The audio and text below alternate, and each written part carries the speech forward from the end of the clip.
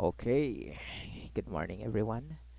So, na nag-request nga kailangan daw nga i-discuss usa before mag-quiz. So, uh, I will be discussing today ang self, what is self, components of self, understanding the concept, self-confidence, and self-image. So, have you ever been at a noisy gathering, struggling to have a conversation over music and chattering of voices, and yet you manage to hear some of the other at the other end of the room mention your name? Nakatry na ba mo nga bisag na amos diskuhan madungog gyapon ninyo kung naay mo ingon sa inyong pangalan? Then if naka-experience mo na, that's what we call the cocktail party effects. It is the tendency of a people to pick a personally relevant stimulus like name out of a complex or noisy environment. So therefore, psychologists concluded that humans are selective in their attention. If gusto ta nga maminaw, then ato gina siyang masabtan bisag daghan pa kayo nga daghan pa kayo mga samok-samok sa atong palibot, right? The self is first and foremost the collection of belief that we hold about ourselves. So, tama tong giingon ni Rene Descartes that I think, therefore I am, no? Because our self is a collection of belief that we hold onto.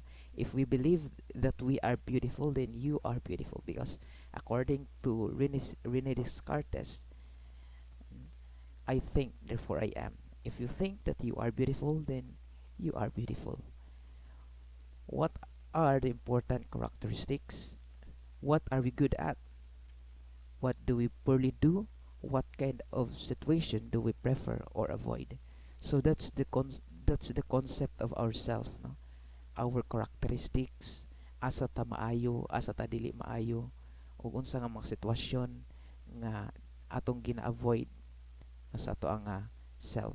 So mo nay that's what our self is. Okay?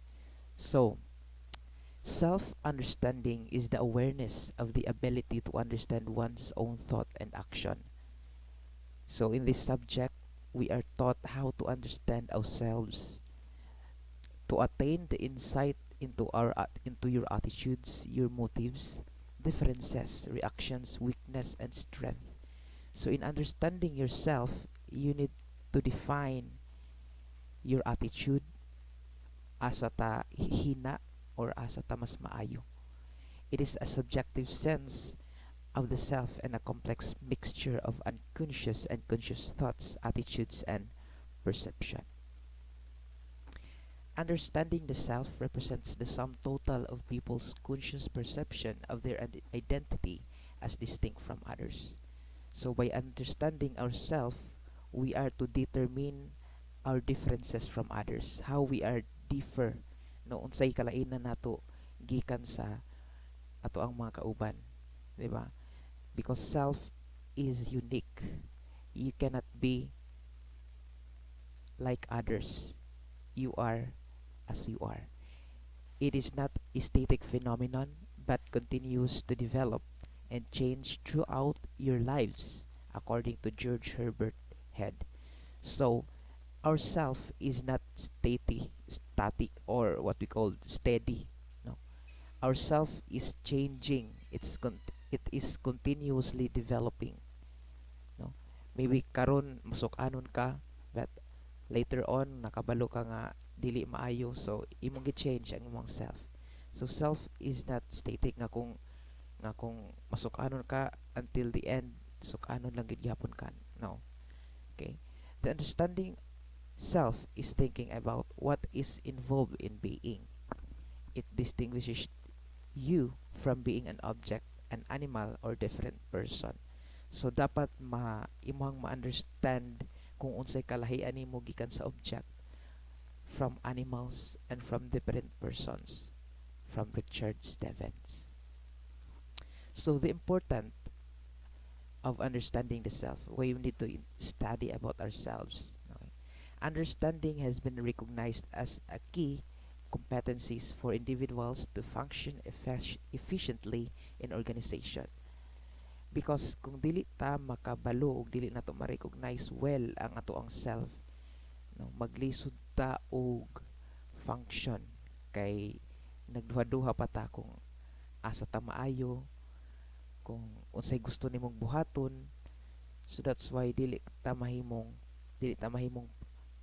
fruitful, because wala man tay goals, wala man nato ma-set kung unsa ta. It influences an individual's ability to make key decisions about self, others around. So kung wala ka maka-understand deeply sa imong self, maglisod ka og himo sa imong mga desisyon. Musalig ka sa uban tungod kay dili ka sure about sa imong kaugalingon, no? So mo rely lang ka sa mga desisyon sa other nga person which surrounds you. So maapektuhan ang imong maapektuhan ang imong ability to make decision. Understanding the self equips individuals with making more effective career, life choices, the ability to lead, guide, and inspire with authenticity.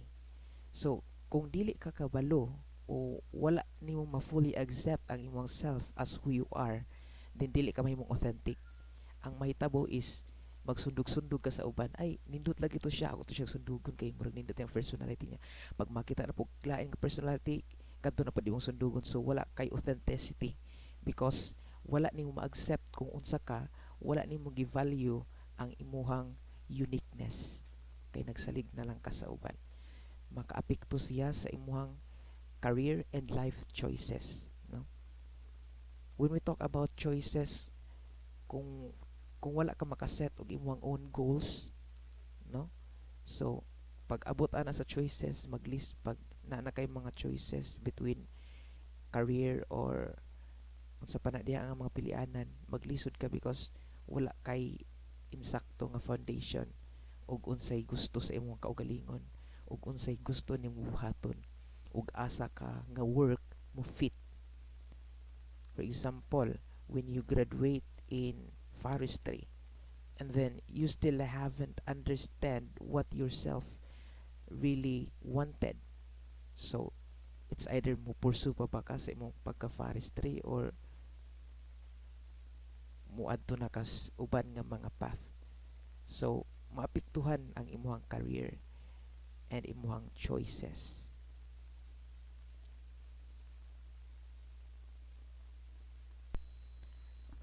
self Self concept. Okay, so unsa may ato ang perception about ourself, unsa may ato ang nahuna-hunaan no kung unsa ang ato ang self. So self concept, the set of beliefs that we hold about who we are, is called a self concept. So kung unsa ang imong gihuna-huna nga unsa ka, mo na siya self concept, unsa may imuhang perception about sa imong kaugalingon.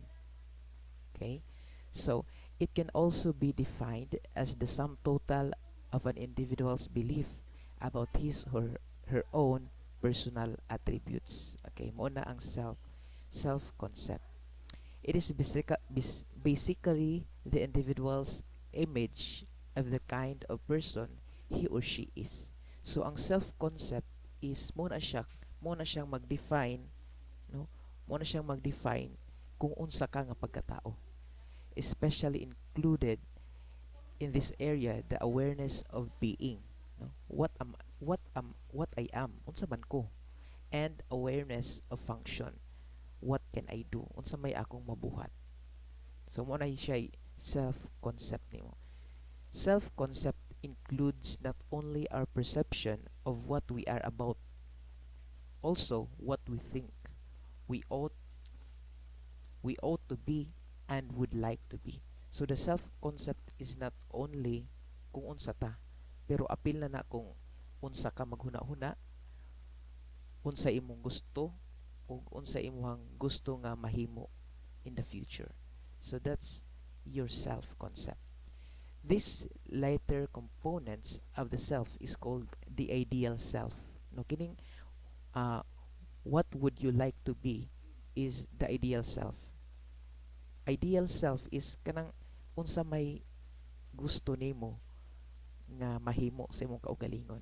For example, ang ideal self nimo is in the future you want to become a model in the forestry department. So that's your ideal self, to be physically fit and tall, beautiful, handsome. So that's your ideal self. That means nga mo na siya imong gina-look up, mo na siya imong gina-wish nga ma become. Okay? The ideal self represents the self-concept of an individual would ideally want to possess. Okay, mo na akong giingon ngayon nga ang ideal self is katong unsa ang gusto nimo nga ma-become, no, maimuha nga mga perception. Two ways in which we perceive ourselves. No, naay duha ka mga ways giunsa nato pag tan-aw o giunsa nato pagsusi ang atoang kaugalingon. First is the positive self-concept. So, and the negative self-concept. From the word itself, positive, that means good, no? A good perception sa imong nga self. People with positive self-concept believes in themselves, are confident about their ability to deal with problems, make decisions, feel equal to others, have respect for themselves, and expect it from others. These are people who are realistic in their assessment of themselves and can admit to a wide range of feelings, behaviors, and needs. So, ang positive self-concept mo to nga mga tao nga naga-believe, no, nagasalig sa ilang kaugalingon bisag sahay moabot ang mga problems sa atong life, but still nakay salig ba, nakay salig sa imong kaugalingon. You are confident about the ability to deal with problems. Confident ka nga kaya lagi ni makahuman lagi kog eskwela. That's the positive self concept. You have the confident, the ability bisag daghan pa kay nga mga problema mo abot, you are confident nga kaya lagi ni nako. Namo na ang mga person make decisions, feel equal to others. So if you have this positive self concept, you feel equal to others. Dili ka maghuna-una nga gi-cast out ka, dili ka maghuna-una nga gi-look down ka sa uban, because you always think nga you are different from others, and that naay mga butang nga naa sa imuha nga wala pud sa imuhang mga kaubanan. So that's the you have the feeling of equality. You have respect for yourself ug sa uban nga mga tao nga nasa imuha. These are people who are realistic, no, mo ni mga people nga genuine, mga tao nga dili plastic. They are the good person, no, dili sila mag-act like others, no. They are authentic. Okay, they are authentic in their feelings, in their behaviors, and all. Okay, authentic, dili plastic. But on the other side, the negative self-concept are people who sees themselves as failure and have a negative pessimistic image of themselves. Kana bitang mga tao nga once mabigo sila sa ilahang pangandoy, mag-think na dayon sila nga failure. Dili pareha sa positive self nga confident sila nga bisag na fail sila, confident sila nga makabangon pag-usab, no. Dili sila ma-depress. Pero sa negative self-concept, once nga ma-failure sila, mahimo na dayong negative ang ilang hunahuna, o ila na dayong i-look down ang ilang kaugalingon ay ing ani man good ko, for example sa ato ang love life. Okay, so once nga ma-failure ka, then maghuna-una na din ka nga kaluoy pud nako mas gipili pa man niya ang kadto nga laki kaysa ako. So muna nga mga negative nga mga hunahuna sa negative nga person. But if you are a positive person, magthink ka nga, dili siya para sa ako, no, dili siya enough, o dili siya gipili sa Ginoo para sa ako. So see the difference between the positive and negative, no? So they will begin to act the part. Negative feelings feed on themselves and become downward spiral. So, pag maguna-una ka nga gidown ka sa uban, wa na din kay gusto nga buhaton. Mahimo na din ka nga mas muluk down sa imong kaugalingon and gradually encompassing all of the people's thought, actions, and relationships. People with negative self-concept tends to complain constantly and find it difficult to accept criticism. Okay, if you are a person who can't accept criticism, kaya dili ka mudawat og mga tambag, dili ka mudawat og mga kani ang for example na kay sayop, dili ka mudawat, that's a negative self-concept. That means nga naa pa kaani nga state negative ang imong hunahuna. Kay ang positive self-concept, they will accept all the criticisms and behave and that that's why nga ang positive self-concept is mahimo sila nga mas mulambo, mahimo pa sila nga mas mo upgrade sa ilang self because they will accept criticisms. Pero kining negative self-concept, dili sila maglisod sila accept kay feel nila lagi nga tama sila. So maglisod sila accept og mga criticism. Okay? Like other belief systems, the self-concept includes negative aspects, behavioral aspects, and affective aspects. So when we talk about cognitive aspects, it's your thinking, no, kung unsa ka. Behavioral aspects is unsa imong ginabuhat, and affective aspect is unsa imong mga feelings. Okay? Affective, which talks about your feelings as you are. Okay, so the self schema. Self schema are cognitive generalization about the self derives from past experiences which can organize and guide the processing of self-related information. Okay, the self this self schema is mura siya bitawg mapa. Okay, mapa nga nahimo ka nga ing ana because of the experiences uh, you have undergone, no. Nahimo ka, for example, nahimo ka nga strong because of the problems kay imong na-encounter in your experiences. So that's the schema. Okay, unsa man tong mga unsa man tong mga problems kay imong naatubang, no, then mo na naghimo nga kung unsa ka karon. Okay, self-esteem reflects and perceive difference between the individual's actual self-concept and some ideal self-images. Okay? So ang actual self-concept mao na kung unsa ka karon, who I think I really am. And ang ideal self-image ako na nang gisulti kay na is what I would really like to be. Unsa may akong gusto nga mahimo. Okay?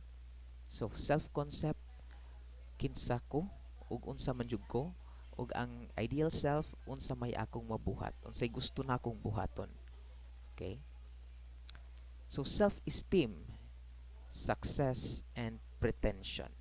Pretension refers to ideals against which individual assess their actual self-image. So ang self-esteem ang good is that's how you love yourself. No? Unsa nimo ka love ang imong kaugalingon, that's the self-esteem. Okay. According to Darl Bem in 1972, influential self-perception theory reflects we observe our behavior and the situation in which it took place, make attribution about the behavior occur, and draw conclusion about our own characteristics and disposition. In other words, we come to understand ourselves the same way we perceive and understand others. So, naghisgot nga kung giunsa nato pag-understand ang uban is the same way kung giunsa nato pag-understand ang ato ang kaugalingon. Okay. So, mo ni siya ang components of self. The self-esteem, kung how you love yourself, how you valued yourself, mo na imong self-esteem. Next is the body image, no, your physical body, kung unsa imong panagway. Then third is your personal identity. Ang ato ang voice, no?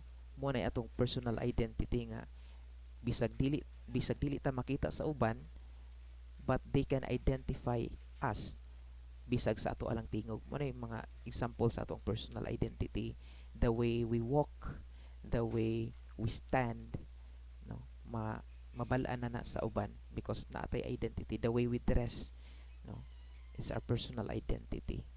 Then role performance, ang imuhang mga ginabuhat.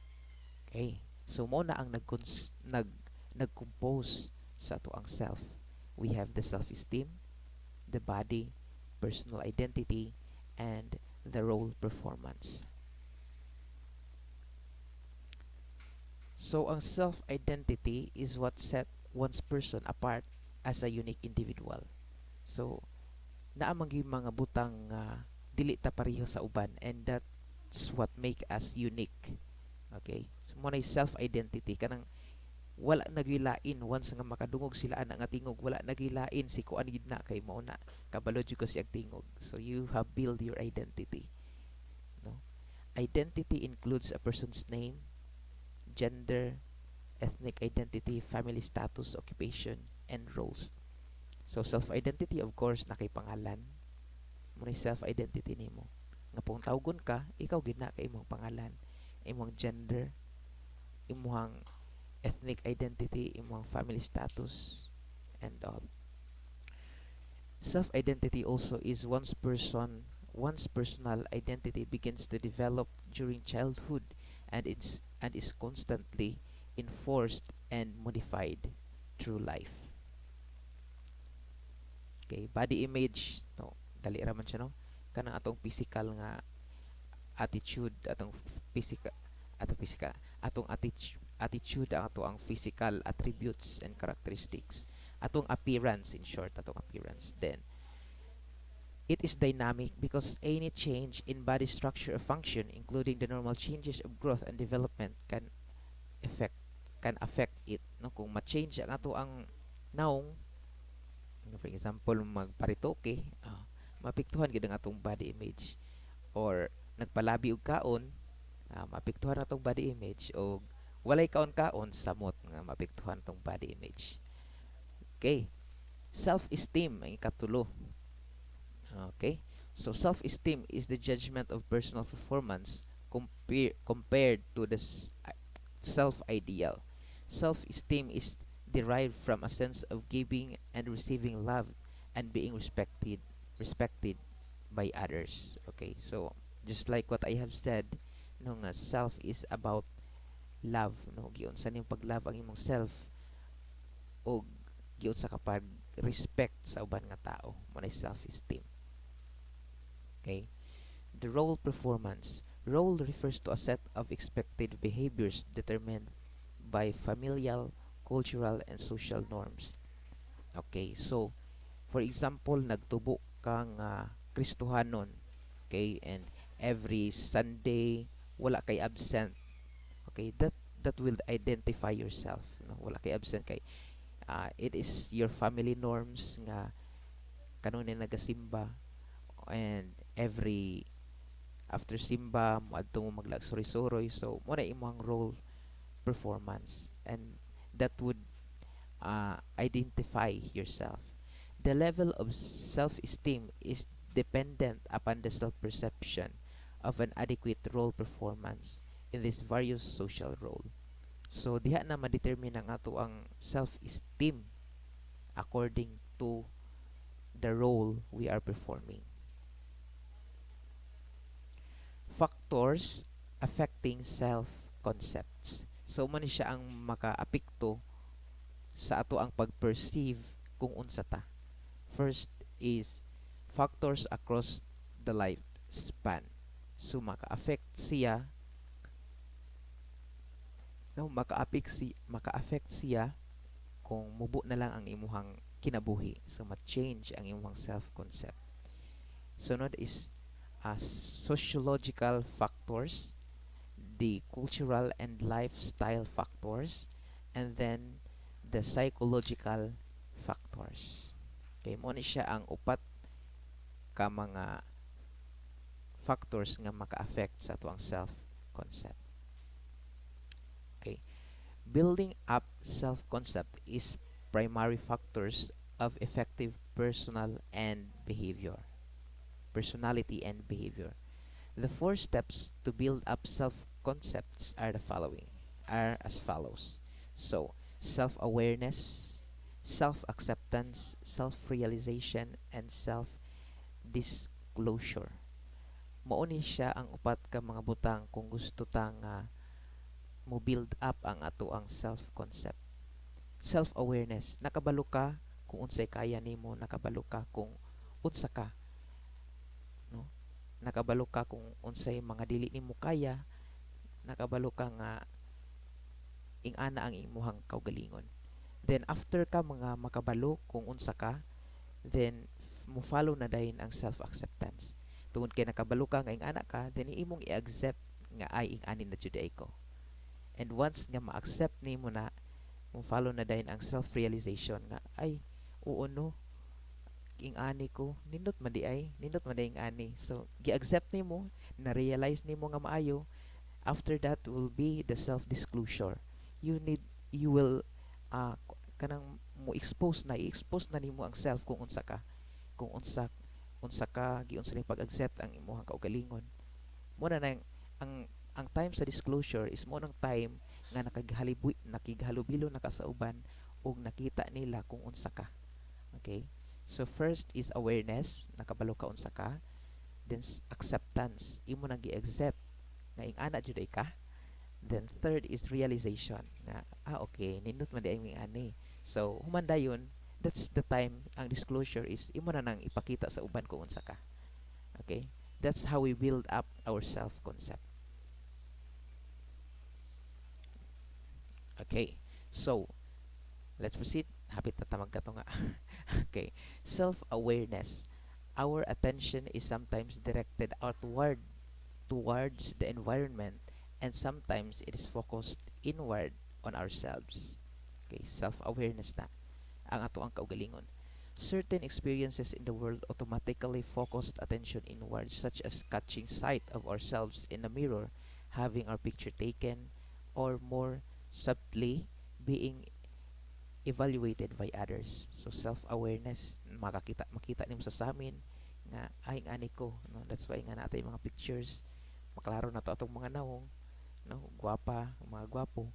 So muna ang self-awareness. Okay? And self-awareness cannot only be seen through mirrors, but also by the others, no? They are the mirrors. Ang mga tao nga nasa itong palibot, they are the mirrors of yourself. Kay kung mamali ka, sila na mo pabalo sa imuha. Kay sometimes dili ta makabalo sa itong kaugalingon nga namali na data.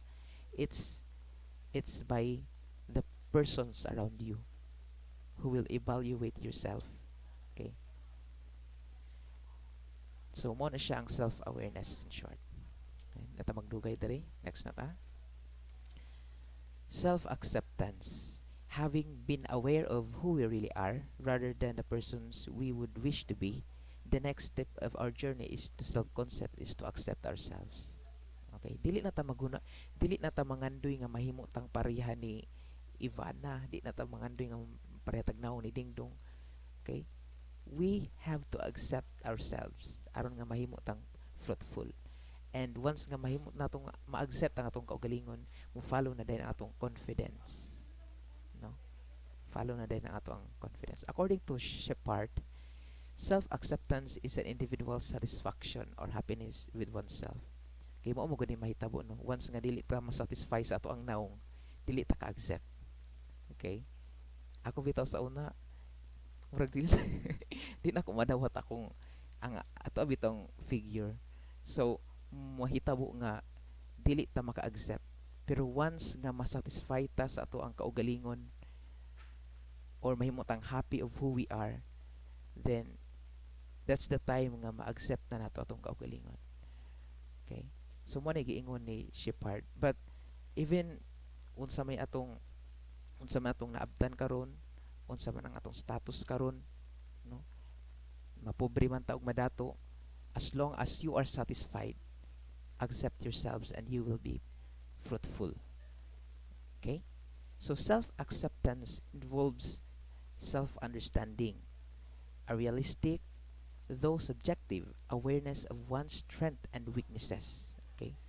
So kung kabalo ka nga dili ani mo kaya, ayon na paalig-alig. Okay? Example na ay mga kanta-kanta. Kabalo ka nga dili nimo kaya mo kanta, ayon lang kanta. Okay? I-accept na sa imong kaugalingon kay para nga dili ta maulawan. Okay, example na siya nga dapat nakabalo ta sa ato ang strength and weaknesses. Okay? Kay dili mo gitatanan kabalo mo kanta. Naglahi-lahi man tag atong mga talents. Okay? Naay kabalo mo kanta pero dili kabalong musayaw. Naay kabalo mo sayaw pero dili kabalo mo kanta. So mo lang na itong naon-naon. It results in an individual's feelings about oneself that they are of unique worth. So dili na to una-unaon nga under ta sa ilaha kay kabalo sila ani niya ikaw dili. We will always think no atong kay kanunay nga una-unaon nga naay puy mga butang nga kaya nimo nga dili nila kaya. So we are unique worth. We need to know our worth. Okay? Self-realization. So the term self-realization means fulfillment of one's own potential. So mo ni siya nga ma-realize na nimo nga tama ang imong ginabuhat. Ma-realize na nimo kung na-fulfill ba nimo, na-fulfill ba ka nga na-accept nimo ang imong kaugalingon. It is realizing our inner potentialities. Maka-realize ka nga ay mas mo fit di ay ko ani nga category sa singing kaysa dancing.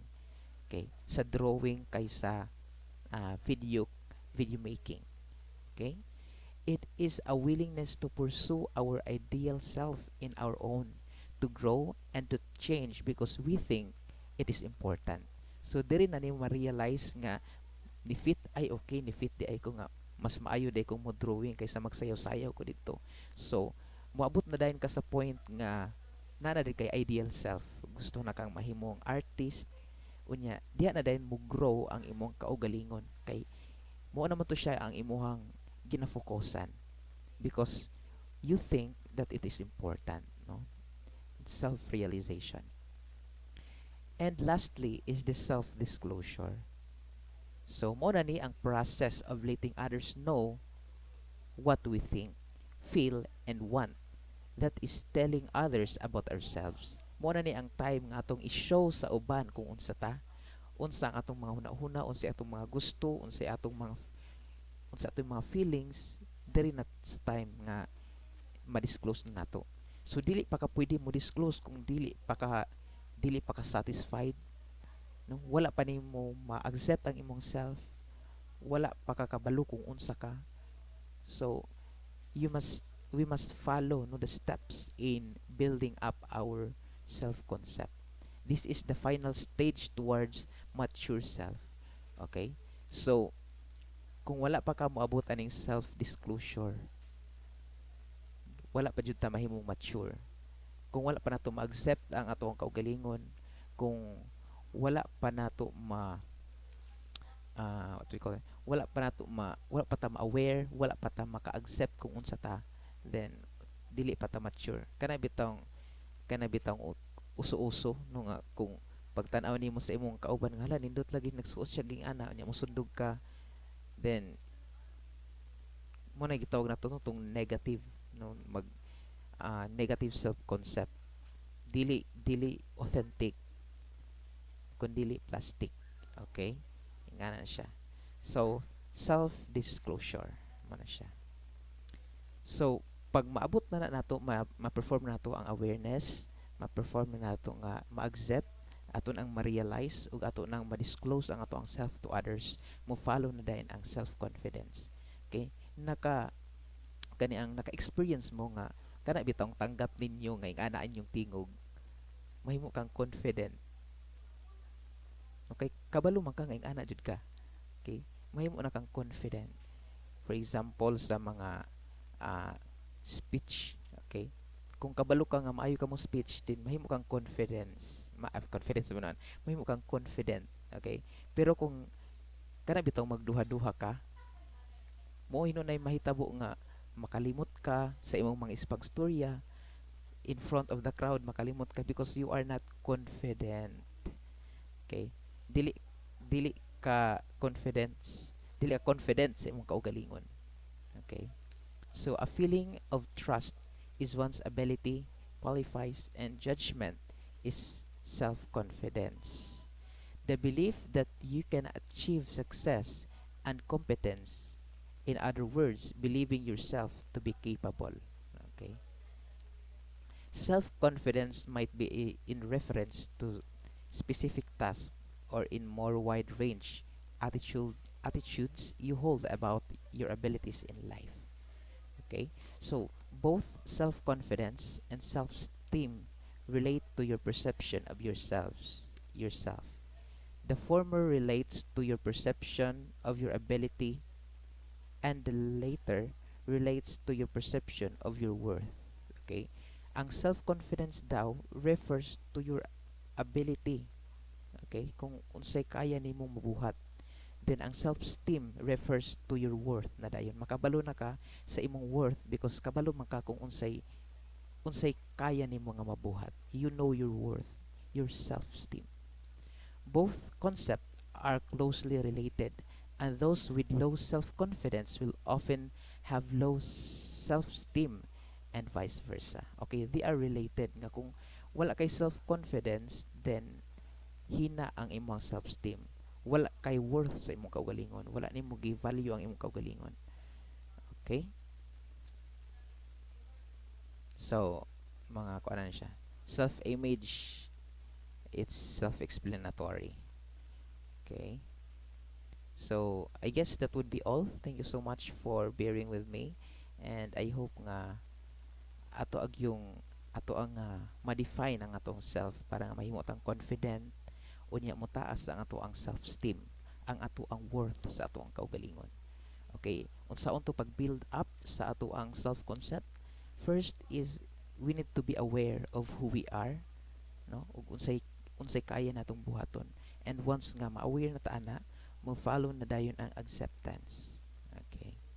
Once nga ma-accept nato ang atong kaugalingon as who we are, and dili pinagi sa pagsundog-sundog sa uban tungod kay masuya tas uban nganong ana sila nganong ana sila. So we need to accept of who we are. Okay? Para nga mahimo tang confident sa tanan natong mga buhaton. Then after nga ma-accept, follow na ang realization. Ma-realize nimo nga maayo ang imuhang mas ma-realize nimo nga ay mas maayo day ko ani nga category. Then after na, ana is the self-disclosure. It's the time nga imuhang i-show sa uban kung unsa ka, unsa imong gihuna-huna ug unsay gusto nimo nga mga buhaton. And then pag perform nato na siya, mo follow na dayon ang self-confidence ug ang imuhang self-esteem. Okay? Pag mo taas ang imong confidence, mo taas ang imong self-esteem.